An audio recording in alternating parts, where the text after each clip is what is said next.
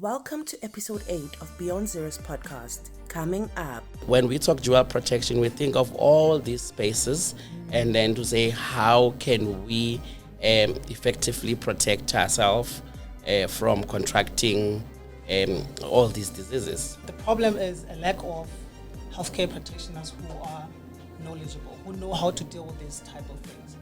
We need people who know how to address us, people who would not dead name us, people who would not misgender us, you know what I mean? We need those kind of people, and currently it's a lot of discrimination against us. You go there and they call you by the name that you don't want to be used. Yeah. We're interested in what your plans are for the future. So we want to link our trans people to other experiences, other careers, you know, and so that people know, oh, okay, we are not going to just find you at the hair salon. We're going to find you at the different department. We're going to find you in a corporate space. Before my gender marker was completed on my ID, I would go to a clinic and then they say they need a name that is on my ID. And I'm thinking this is supposed to be a space where I'm fully myself. Today, we will be discussing dual protection and its importance with Yaya Mavundla. The Unmute Me program dedicated to addressing the healthcare disparities and discrimination faced by transgender community. Unmute Me connects transgender individuals with free, confidential, and non-judgmental healthcare support, while also raising awareness and fostering acceptance through reliable experiences in South Africa. The program provides a Can I pick that up? The program provides a comprehensive, integrated, peer-led HIV, TB, SRHR package for transgender people. In today's episode, we will be focusing on a dual protection, prevention methods, and SRH. And to unpack that, I'm with Casper, Azania, and Nosana, and my name is Yaya Mavundla. Welcome, guys. Yes, thank you. Thank you for having us. How are you? Looking pretty, Good. looking human. I see your t-shirts like I'm human. I Love that. I'm an alien, actually. I'm just disguised in this t-shirt. Okay. How are you, Casper? I'm doing great. I know you work with the space. And if I were to just ask, on what we are talking about today, for you, how would you then describe to anyone that is at home what is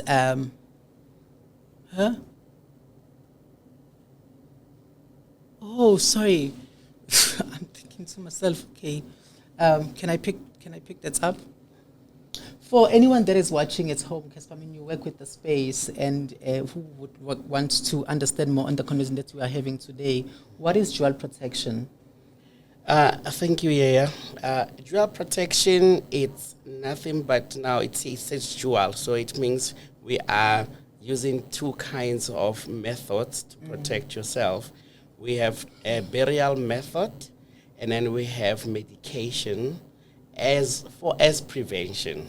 So now the burial method is the ones that we know, the condom, the correct and consistent use of condom. And then now there has been some new innovations that were introduced now also, because when you work with transgender people, you do not just think of your trans women and trans men and then they will go date straight people or whatever. You also have to think along the lines that trans women and trans men are now dating, and now the kind of sex that is happening there, you also think around also the use of dental dams for trans women, for trans men, if they are having oral sex. So now there's quite a lot of within the burial, your femidoms. If people are having your blowjobs, they can use femidoms for that. And that's when we go to your medication for prevention, we're talking PrEP, and then there is drives that are there for PrEP. And also because we're talking protection and prevention, we normally also forget that, like I spoke about trans men and trans women engaging in sexual intercourse, and then we forget about the contraceptives, because now we are talking sexual reproductive health. We are talking prevention of STIs and HIV. So when we talk dual protection, we think of all these spaces, and then to say, how can we effectively protect ourselves from contracting all these diseases. That's basically it in summary. In summary, I like that. And how do people access these? And where can they find them? There has been some advocacies that have been running so that all these are accessible for everyone in all the healthcare facilities around, especially Free State.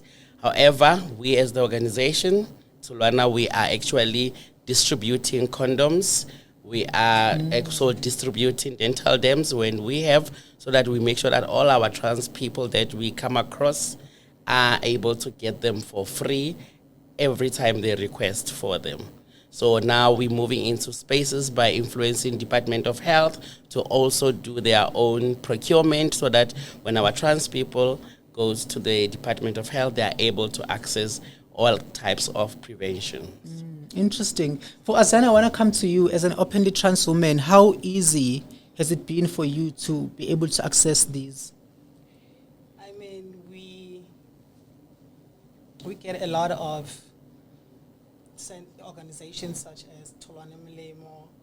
We have Rainbow Seeds, and they come to us, they call us. I remember the first time I came out as a trans woman, they didn't even waste a minute. They just came to my house, told me about the They came to your house? They came to my house. Oh, wow. With my mommy, and they came in and they told me about the services. And I remember we were about to go to, do I call it the vacation or what? But it was like a 3 days getaway where they were telling us about all their services and how to access them. So it's pretty much easy to get these things. And I know there is like a lot more that people use, but I want to come to you and Usana.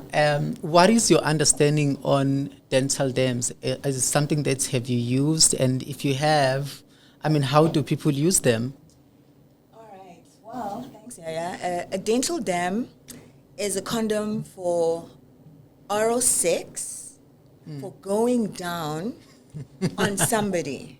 So Okay. Where do you go down? Do you go back, at the back? Do you go down there? Do you go down in the front? And then you kind of have to hold it tight and put it against the person. Okay. And kind of go in, and it's very durable. You can suck, you can kiss, you can lick. That's the I see you have it. Do you wanna? Okay, I'm not gonna say No, I must not demonstrate. I'm not gonna say demonstrate. But I think for those that would want to know how it looks like, I think we can just like a Casper open it. And how safe is this? Like compared to like a condom, in terms of like, is it like, can it break? How strong it is? Okay. I see. Guys, please don't use this as a what's binding. No. But where do people obtain this? Where can they get these? As an organization at Tulwana Mulemo, we try to always keep some stock. We've got different flavors. I think that one's banana. We've got pink ones that are strawberry. We've got purple ones that are grape. And we also have finger cords. Now, those are condoms for the fingers in case you want to do some finger penetration, wherever you do that penetration, Yaya. And because sometimes we also advise if you're going to do some fisting. Because okay. Yes, Yeah. be doing that safely also. You can put on a whole glove. And yes, so this is all latex that we recommend as dual protection together with any ART or PrEP that you may be using. Casper, how would you say these enhances protection during while you're having pleasurable sex? Because I believe that when you're having sex, it's supposed to be fun. It's supposed to be pleasure. But so how would you then say using these really enhances protection, but also still able to enjoy sex? I will talk about condom. I'll choose condom for now.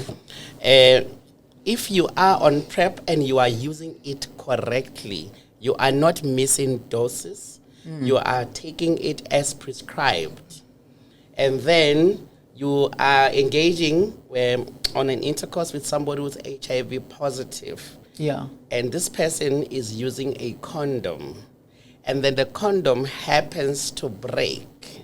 Okay. You That's see, a big challenge. You were in a rough sex, you were enjoying your sex, and then the condom happens to break. And then you still have that comfort of saying, you know what, I am still protected because I'm taking my PrEP effectively. So you see, that is enhancement that you are talking about. You have more comfort understanding that I did not just use one line of prevention, I've actually have done two. Interesting. I know a lot of trans people struggling with getting. Oh, okay. I know a lot of trans people struggling with getting protection, especially when they haven't come out, because you get into a space, there's a stare of what are you going to use these for, how are you going to use them, and all that. Would you say these are some of the challenges that you've faced? If not, what are some of the things that you've seen, around where people really struggle to get protection? I think for a lot of trans women, it's more about going to spaces where you feel you're going to be judged, Absolutely. discriminated against. I think we have the problem is a lack of healthcare practitioners who are knowledgeable, who know how to deal with these type of things. We need people who know how to address us, people who would not dead name us, people who would not misgender us, you know what I mean? We need those kind of people, and currently it's a lot of discrimination against us. You go there and they call you by the name that you don't want to be used. They call you the boy name, and that's more like dead naming you. And you can't even feel free to go back the other day because you know what happened. You don't want to go through the same experience again. So that's the problem with going to access these services. If you were to have like call of action, what would you say like organizations like Beyond Zero should do to eliminate those issues? We've seen Tolani Mlemo creating spaces where they talk to these people. I don't know if it's the case of education or educating these people, or it's just them being ignorant, honestly. Because they do get talks and dialogues with organizations who tell them about us, who tell them how to treat us, how to engage with us, but it still happens. So I think it's a matter of ignorance at this point. For you, Nosana, or how would you describe these challenges, and what do you think would be a perfect call to action for this to be eliminated? Well, for me, I'd like to think of dual protection in a more open way. That if you're not protecting the dignity of the trans person, if you're not protecting her sanity, her mental state of mind, her emotional state of mind, and even her ambitions and her lifestyle, then you are not really giving her a full experience, because we don't all, like for example, I love that Azania is an educator, she teaches maths. Yeah.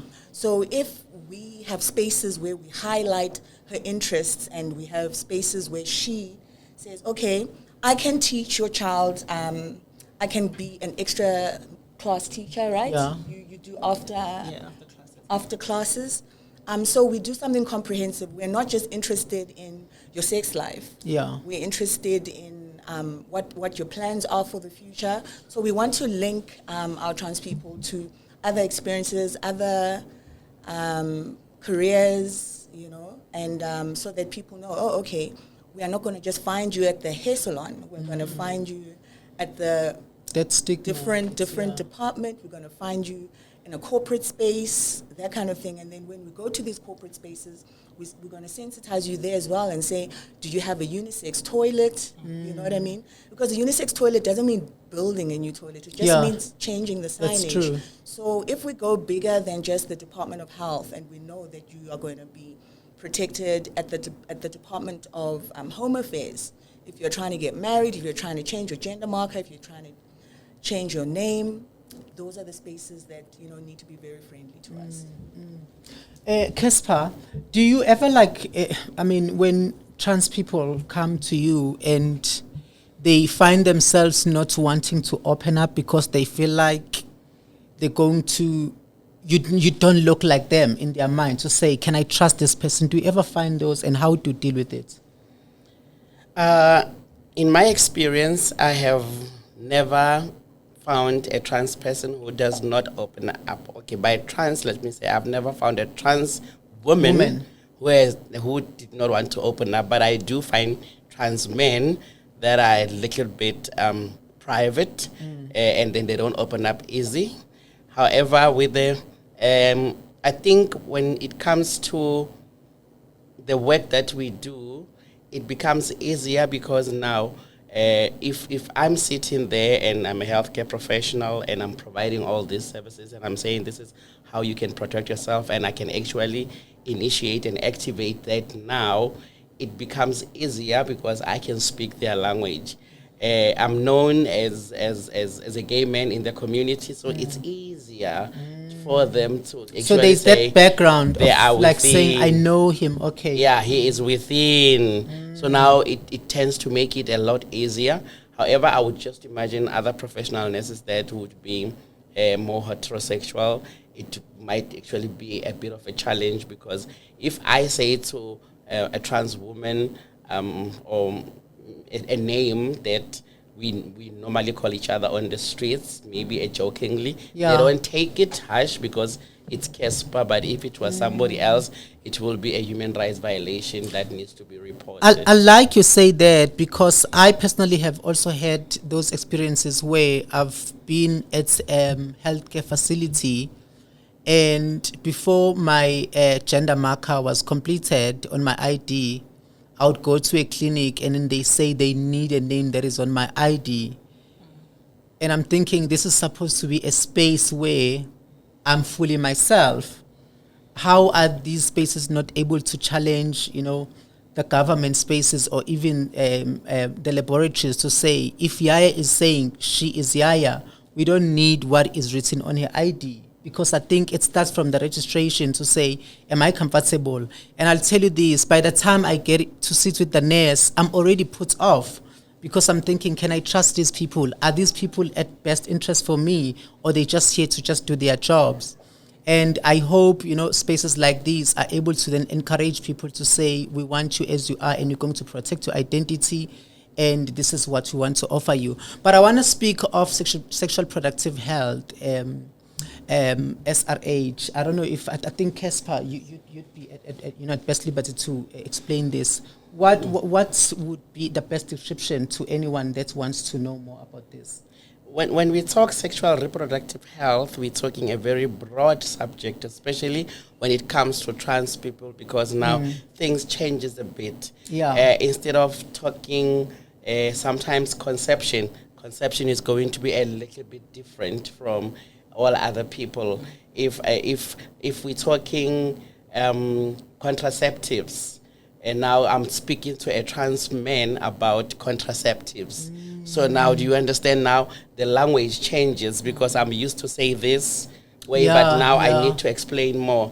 If I'm speaking it's not part of it, but for example, I'm speaking about pap smear, I'm going to be fiddling around the vaginal area, and I want to do this procedure to a trans man to understand how. So now when it comes to sexual reproductive health for trans people, I think it's a very untapped topic, because as we speak now, we still don't have access to, also as for trans women, to actually store their sperms if they want to conceive later in the year. And then those spaces have not been open. It's topics that we are not actually engaging a lot around. So there is a whole lot of topics around this that really needs to be unpacked. But however, when we talk about it around dual protection, I would just say when it comes to sexual and reproductive health, one needs to take responsibility of who they are, so that when they approach healthcare professionals, they still remember their anatomy, so that at least healthcare professionals are able to service them based on their anatomy, so that they can do the best they can. However, I'm not saying now healthcare professionals should now start misgendering. Yeah, absolutely. Nosana, I want to speak of barriers that, a lot of trans people face, and I think also you can come in, Azania, on that. A lot of trans people, the barriers that a lot of trans people face when it comes to sexual and reproductive health. What are they, and how have you guys overcome them? Well, I also do for Tulana Molemo creating information, education, communication material pamphlets. Our social media page, our Facebook page is very active. So if there's a concept that maybe we feel like it needs to be highlighted, for example, Casper was mentioning a trans man, a trans woman in a relationship having the type of sex that, like, we will create material that says with the pictures that a trans man and a trans woman can make a baby. And all the pictures in the clinic of men and women having babies, you're not represented. Because now you and your partner, one drunken night in the tavern, you'll be like, my love, we want to have a baby. What about him? What about him? Yeah. And then you're going to do something that maybe is going to be risky for you, but then you thought that was your only option. But if you see people like you presented in formal spaces, then you won't think that's your only option, right? Because I think, representation is like really, really something that is so important. And for you, Azana? For me, it would always be educate yourself.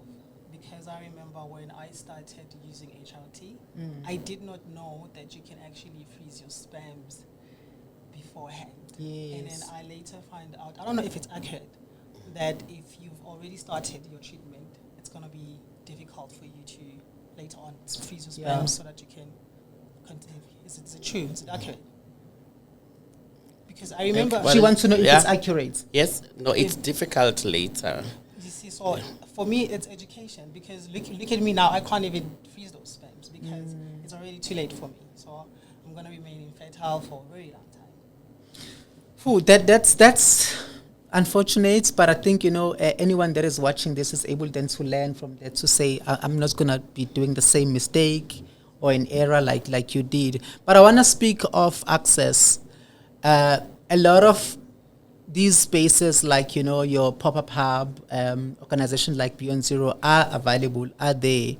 But how many people know of them? But also, even when they know them, how do people find them? Where does one even start saying, okay, fine, I need to get into the space? Well, because the Key Pop Hub is a key population hub, and you'll find that a transgender person could be a sex worker and using or injecting drugs. So when we have events, even if we are not having an activity here at the Key Pop Hub, we will invite, Sister G from the Key Pop Hub to say, hey, we're situated here in Middlestad. Today you're talking about this here.